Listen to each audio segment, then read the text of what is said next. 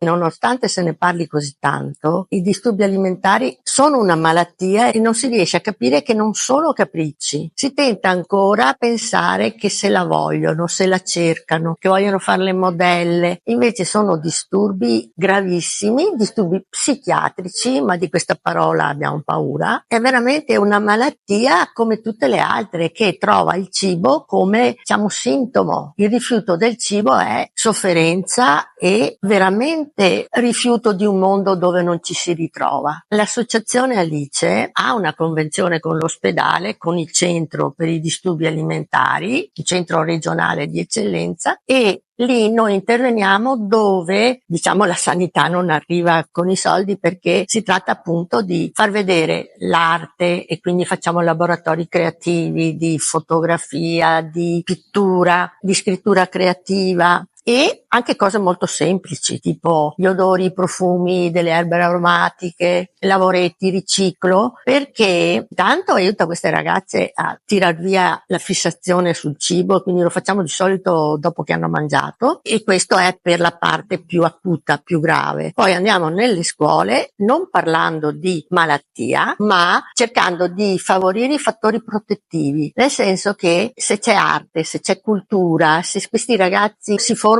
in modo critico, riescono anche a difendersi da appunto i falsi modelli, gli stereotipi, le mode, che in persone fragili possono generare dei disagi perché non si sentono conformi. L'impegno di Alice è appunto sostenere tutte le persone, familiari compresi, che hanno a che fare con problema di disagio, di disturbo alimentare e di malattia grave, perché ci sono varie fasi. Facciamo anche spettacoli, tipo la danza di Alice è stato uno spettacolo che ha coinvolto 100 ballerini e che veramente ha inciso, perché facendo arte e studiando chiaramente il soggetto che dovevano fare, quindi la favola di Alice, tante famiglie e tanti ballerini e tanti coreografi e tanti insegnanti di danza si sono confrontati con questo problema e hanno capito meglio di cosa si tratta.